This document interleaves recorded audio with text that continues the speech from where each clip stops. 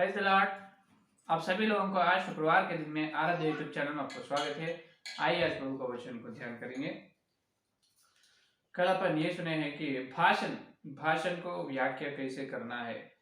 पवित्र बाइबल में परमेश्वर और भक्त लोगों के बीच में भाषण हुए हैं, उसके बारे में परमेश्वर ने पवित्र बाइबल में लिखाया है। तो उसका भाषण कैसे करना है, उसका व्याख्या कैसे करना, उसके बारे में अपन सुन रहे। तो सुनते सुनते कल यहाँ तक अपन आए हैं कि भक्त लोग कभी कभी परमेश्वर के विरोध बात करते हैं, परमेश्वर को अपमान बात करते हैं। करने से परमेश्वर वो बात, जो विरोध बात को भी पवित्र बाइबल में लिखाया क्यों? इसीलिए लिखाया है कि उसके द्वारा कुछ सीखना है अपन, कलीसिया को कुछ लाभ है। यहाँ तक कल अपन सुने, आज उसका कंटिन्यूएशन आगे अपन चलेंगे। देखिए, तो परमेश्वर उनके विरोध जो बात करे हैं भक्त लोग, वो बात पवित्र बाइबल में इसीलिए लिखाया है कि परमेश्वर का खरा स्वभाव, परमेश्वर का सीधा स्वभाव व्यक्त करने के लिए। परमेश्वर सीधा है, खरा व्यक्तित्व है परमेश्वर की। और अभी उदाहरण के लिए पति पत्नी के बीच में झगड़ा होते रहते हैं। पति पत्नी के बीच में कभी भी झगड़ा नहीं होएगा क्या? नहीं, होते रहते। फिर झगड़ा होने से वो दोनों अलग हो जाएगा क्या? दोनों के बीच में प्रेम नहीं रहेगा? बिल्कुल प्रेम नहीं रहेगा। जितना झगड़ा होते है उतना प्रेम से वो मिलजुल कर रहते हैं, अच्छे तरह से जीवन निर्वाह करते हैं। उसी प्रकार भक्त लोग परमेश्वर के विरोध बात करने से परमेश्वर एकदम गुस्से में आके, एकदम क्रोध से उसको शाप नहीं देगा और एकदम उसको बैर घृणा भी नहीं करेगा भक्त को। जैसा पति पत्नी के बीच में संबंध जो है, उसी प्रकार भक्त समाज और परमेश्वर के बीच में संबंध भी उसी प्रकार की है। अपन कभी कभी परमेश्वर के विरोध बात करने से या अपमान बात अपनी जीभ से निकलने से परमेश्वर अपने को दंड देगा? नहीं, बिल्कुल दंड नहीं देगा, अपने को सजा नहीं देते हैं। क्योंकि परमेश्वर हृदय को, मन पर दृष्टि लगाने वाला है। देखिए नीति वचन 21 अध्याय दूसरा वचन, 21 अध्याय दूसरा वचन, मनुष्य का सारा चाल चलन अपनी दृष्टि में तो ठीक होता है, परंतु यहोवा मन को जांचता है। यहोवा क्या जांचने वाला है? मन को जांचने वाला है, अपने हृदय को देखने वाला है। यही बात प्रथम शमूएल का ग्रंथ 16 अध्याय 7वां वचन में भी यही बात करे। प्रथम शमूएल का ग्रंथ 16 अध्याय 7वां वचन देखिए, परंतु यहोवा ने शमूएल से कहा, ना तो उसके रूप पर दृष्टि कर और ना उसके कद की ऊंचाई पर, क्योंकि मैंने उसे अयोग्य जाना है। क्योंकि यहोवा का देखना मनुष्य का सा नहीं है। मनुष्य तो बाहर का रूप देखता है, परंतु यहोवा की दृष्टि मन पर रहती है। हालेलुया। यहोवा की दृष्टि मन पर रहती है, मन को देखने वाला है यहोवा। सुनिए, मन को देखने वाला है, इसका मतलब क्या है? मन में क्या है वो देखते हैं यहोवा। मन में क्या है वो और एक ध्यान अंश है। देखिए सत्य, अब एक सुंदर सत्य आपके सामने प्रकट करते हैं, सुनिए। एक मन पर परमेश्वर दृष्टि रख रहे हैं, यहोवा मन को देख रहे हैं, यह मन पर दृष्टि रख रहे। इसका मतलब यह है कि अपन जैसे इस धरती पर खड़े हुए हैं, इस धरती पर अपन डेरा कर रहे, धरती के पीछे क्या है? धरती के पीछे कुछ क्या है? कुछ परते हैं, लेयर्स, कुछ परते हैं। उसी प्रकार मन के अंदर, अपने मन के अंदर परते रहते हैं। क्या रहते? परते, लेयर्स, अपने मन के अंदर परते रहते हैं। तो मन के गहराई में, अंदर आखिरी परते में, मन के अंदर पूरे बॉटम में, मन के गहराई में आखिरी में जो रहते हैं, वो बात, वो स्वभाव को यहोवा देखते हैं। किसको देखते हैं? मन के अंदर कुछ परते रहते हैं, एक परते, दो परते, तीन परते से मन के गहराई में, मन के अंदर आखिरी में जो रहते हैं, परमेश्वर के बारे में अपना प्रेम या अपना क्या रहते हैं अपने अंदर परमेश्वर के बाद, वो देखते हैं। ऊपर अपनी जीभ से निकलते हैं, वो बात को परमेश्वर स्वीकृत करेगा नहीं, उसको परमेश्वर दृष्टि नहीं रखते हैं उस पर, ऊपर बात पर। क्योंकि अपने मन के अंदर, मन में ऐसा सोचते हैं। हाँ, अंदर एक रहते हैं, बाहर एक बात करते हैं अपन। अंदर एक रहते हैं, बाहर एक बात करते हैं। तो परमेश्वर क्या देखते हैं, अंदर क्या है, मन के अंदर, मन के अंदर पढ़ते हैं। अंदर आखिरी में क्या है, तुम्हारा स्वभाव क्या, वो देखने वाला है। ऊपर तुम जो बात कर रहे हो वो परमेश्वर देखेगा नहीं, उस पर दृष्टि रखेगा ही नहीं। भक्त लोगों के विषय में भी यही कर रहे हैं परमेश्वर। भक्त लोग दुख में से या बड़ी क्लेश में से चल रहे हैं, चलते चलते अचानक उन्होंने एक दिन बुड़बुड़ाते हैं, कुड़कुड़ाते हैं, लेकिन परमेश्वर गुस्से में नहीं आएगा, उसको शाप नहीं देगा। और परमेश्वर ये देखते हैं कि उनके मन को देखते हैं। क्या उन्होंने ऐसा पूरे दिल से, पूर्ण हृदय से उन्होंने गुड़गुड़ा रहे? बिल्कुल नहीं। पूर्ण हृदय से उन्होंने परमेश्वर के विरोध बात करते? बिल्कुल। अंदर मन के गहराई में परमेश्वर पर बहुत प्रेम रहते हैं, बहुत प्रेम रहते हैं। और उसी समय कल अय्यूब के बारे में सुने हैं। अय्यूब के पास अपन चलकर परमेश्वर के विरोध बात करने से अय्यूब अपने को ढांकते हैं, है परमेश्वर के बारे में तुम विरोध बात कर, क्या मालूम है तुमको परमेश्वर के बारे में? मेरा परमेश्वर बहुत प्रेमवान है, दयालु है, ज्ञानवान है, उन्हें जो करते हैं हर काम एक बड़ी योजना की काम है। क्या बात कर रहे हो बकवास तुम? ऐसा बात करते हैं अय्यूब। लेकिन अय्यूब ही परमेश्वर के विरोध बात कर देना, लेकिन वो परमेश्वर देखते नहीं, क्योंकि मन के गहराई में, मन के अंदर, मन के पर्दे में अंदर क्या है, उस पर दृष्टि रखने वाला है यहोवा। हालेलुया। समझ, ये एक सुंदर सत्य है, समझ में?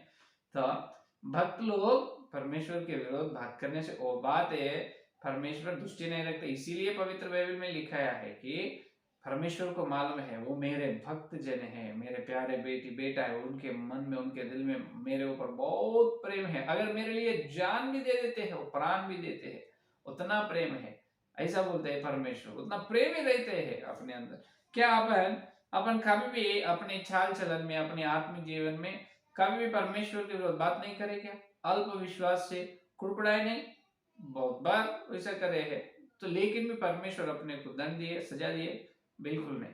लेकिन परमेश्वर को ये मालूम है, अरे वो ऊपर की बात है रे, तुम ऊपर मत देखो, अंदर देखो, उसके दिल के अंदर बहुत प्रेम है मेरे ऊपर। तो वो देख रहे हैं परमेश्वर।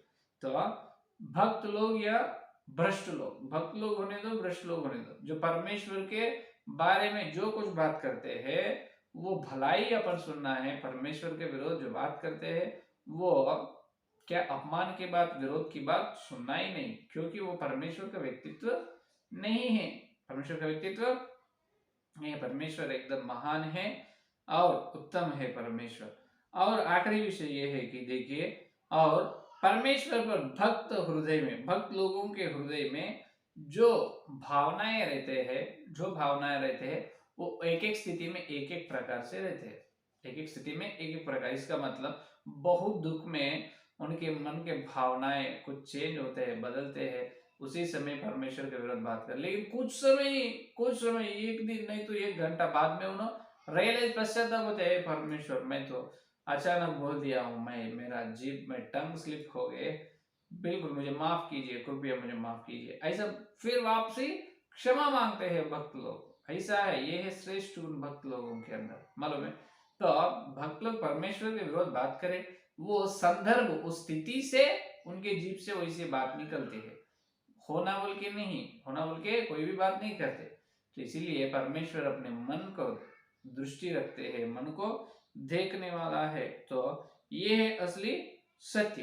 बाद में देखो, जो लोग परमेश्वर के विरोध बात करें वो लोग सिर्फ एक ही फल, बाद में कितना स्तुति, कितना धन्यवाद करते हैं परमेश्वर को। अय्यूब ने ऐसा बात करे ना, लेकिन बाद में अय्यूब के ग्रंथ में देखे तो कितना स्तुति, कितना धन्यवाद करे, उतना कि वो भजन संहिता देखो। और एक उदाहरण, भजन संहिता में दाऊद महाराजा ने देखो,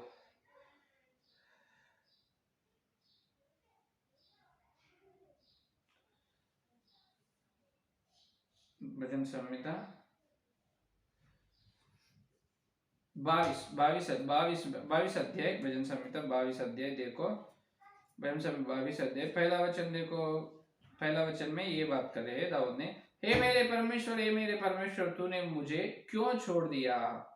हे मेरे परमेश्वर, तूने मुझे क्यों छोड़ी? यहाँ पर छोड़ दिया, इसका मतलब परमेश्वर छोड़ते हैं बोल के दाऊद भक्त ने कह रहे हैं। कल यहाँ पर 22 अध्याय में। लेकिन 27 अध्याय में देखो, 27 अध्याय में क्या गवाही दे रहे हैं परमेश्वर, देखो 27 अध्याय में ऐसा गवाही दे रहे हैं कि सुनिए, और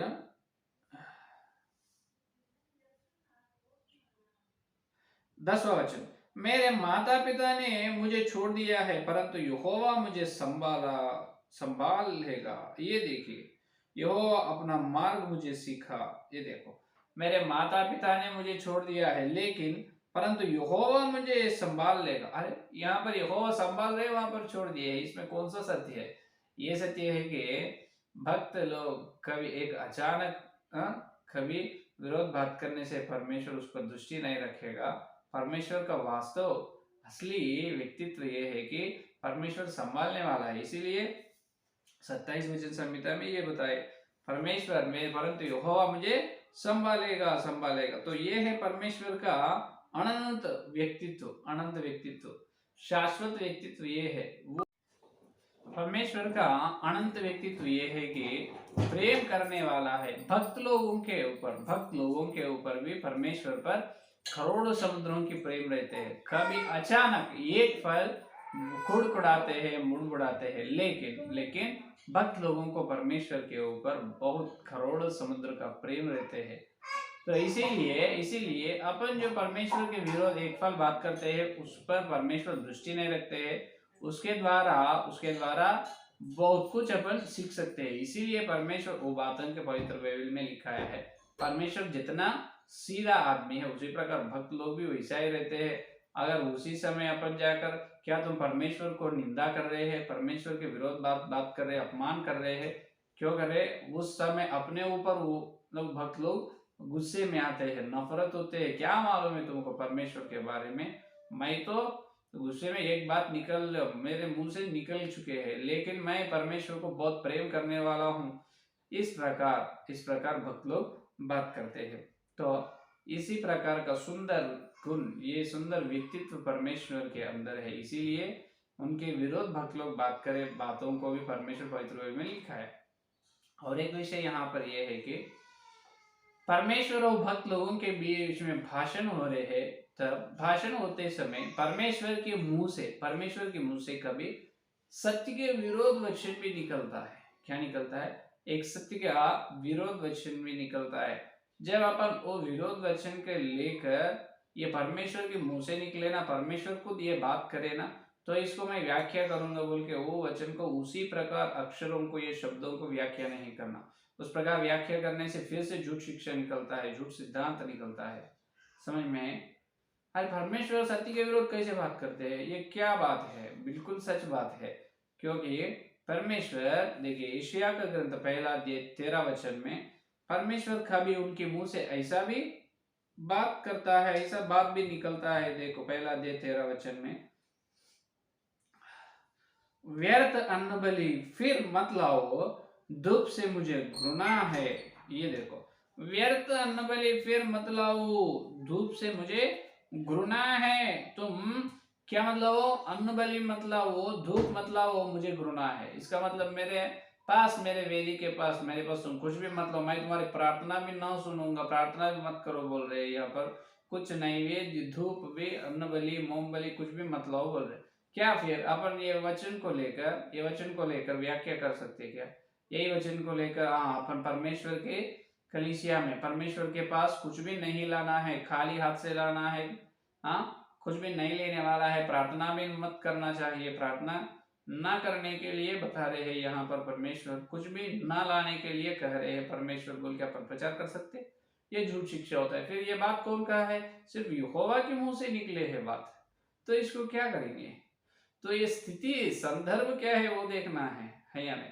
प्रार्थना करो, प्रार्थना में लोलीन रहो, लगातार प्रार्थना करो, दिनों रात प्रार्थना करो, प्रार्थना में जागरूक रहो, इतने बातें हैं। और मेरे पास आने वाले खाली हाथ से नहीं, दशमांश से आना है, दशमांश देना है, बाइबल में लिखा गया है। तो दशमांश नहीं देना क्या? ये वचन को लेकर परमेश्वर कुछ भी नहीं लेते। आप तुम लाने से भी परमेश्वर नहीं देते, खाली हाथ से आओ बोल के अपन बोल सकते? बिल्कुल बोलना नहीं, वैसा बोलना बहुत बड़ी झूठ शिक्षा है। तो यहाँ पर कभी कभी परमेश्वर के मुंह से निकले इस प्रकार डायरेक्ट स्टेटमेंट जो रहते हैं उसको उसी प्रकार से व्याख्या नहीं करना है, उसी प्रकार से व्याख्या नहीं करना। ये स्थिति, ये संदर्भ क्या है, कब कहा है, क्यों कहा है, स्थिति से पहले क्या है, ये कहने के बाद, होने के बाद स्थिति क्या है, वो सब अपन ध्यान करना है, बाद में व्याख्या करना। समझ में? तो अब कभी कभी परमेश्वर के मुंह से निकलते हुए थोड़ा सत्य के अलग बात को अपन उसी प्रकार ठीक रीति से उसी प्रकार व्याख्या नहीं करना, उस पर ध्यान करना है, आगे पीछे ध्यान करना है, बाद में व्याख्या करना है। तो देखिए यहाँ पर तो पवित्र बाइबल में जो मूल वचन में जो प्रधानांश जो रहते हैं, जो प्रधानांश के विरोध बातें जो भक्त बात करने दो, और पवित्र बाइबल में दिखने दो। मूल वचन के विरोध बातें कितना भी पवित्र बाइबल में दिखने दो, और परमेश्वर के विरोध बात कितना भी बाइबल में दिखने दो। परमेश्वर तो एकदम उत्तम है, और परमेश्वर एकदम न्यायवान है, ज्ञानवान है, परमेश्वर एकदम दयालु है या नहीं? भक्त लोग कहने दो, भ्रष्ट लोग भी कहने, कोई भी बात करने दो परमेश्वर के विरुद्ध, लेकिन कोई भी बात सच नहीं होता। सिर्फ परमेश्वर की भलाई जो है, उत्तमत्व, उनका उत्तम व्यक्तित्व वही अनंत काल की है, वही हमेशा उनका व्यक्तित्व ऊंचे है, वही महान परमेश्वर महान ही रहेगा, बदलने वाला नहीं है। समझ में? ये है विषय। तो ये दो व्यक्तियों के बीच में भाषण हो रहे हैं, ये पवित्र बाइबल में भक्त लोग परमेश्वर के बीच में भाषण हो रहे हैं। वो भाषण को व्याख्या करते हुए कैसे करना है वो आज अपन सुने हैं। समझ में? तो ठीक रीति से अपन व्याख्या करना है। भाषण में कभी उपमान या अलंकार भाषा में भी रहते हैं। तो भाषण में कौन सी स्थिति, कौन से संदर्भ में बात करने से पहले स्थिति क्या है, बात करने के बाद स्थिति क्या है, सब देखना है, और अपनी बुद्धि से विरोध नहीं रहना है, और उसका इतिहास भी कभी कभी देखना है। और भाषण में भक्त लोग परमेश्वर के विरोध बात करने से वही बात उसी प्रकार शब्द या अक्षर का अपन प्रचार करना नहीं। और बाद में क्या हुआ है, अभी आज विरोध बात करें, कल स्तुति लाखों कोटि स्तुति बोलते हैं, धन्यवाद करते हैं, जब क्या बोलते हैं, है या नहीं? तो ये है आज का संदेश। समझ में? संदेश के लिए प्रार्थना करेगा। हालेलुया, स्तुति धन्यवाद करते हैं यीशु मसीह शुक्रवार के दिन तुम्हारे पवित्र आत्मा के द्वारा तुम्हें जो तुम्हारे सत्य संदेश के लिए धन्यवाद करते हैं प्रभु। अभी तक जितने लोग संदेश सुने और एक के संदेश को फॉलो प्रभु, हे परमेश्वर, तुम और तुम्हारे कलीसिया के बीच में भक्त लोगों की भाषण हो रहे हो, भाषण को हम किस प्रकार से समझना है और भाषण को किस प्रकार से व्याख्या करना है, उस स्थिति संदर्भ को देखना है, पहले हमको सच्चाई सत्य बताया प्रभु को बहुत बहुत धन्यवाद करते हैं। हर एक के संदेश फल अच्छी तरह से फल कल मिलते जो और वचन की गहराई में मिले का मतलब हमारे मन के अंदर पड़ते हैं, और तो मन के अंदर जो है और राय को आप देख रहे हैं, बहुत धन्यवाद कर रहे हैं प्रभु, सत्य के लिए धन्यवाद करते हैं। यीशु मसीह के नाम में सारे प्रार्थना को मांगते हैं पिता, आमीन आमीन। परमेश्वर का प्रेम सेवा करने पवित्र आत्मा सहभागिता इस जिले के प्रभाव तक सारे भक्त विशेष रूप से हर दिन चित्रौनी को सुन रहे हैं, उनको सदा साथ रहेगा। आमीन आमीन आमीन। Praise the Lord. धन्यवाद। कल मिलेंगे।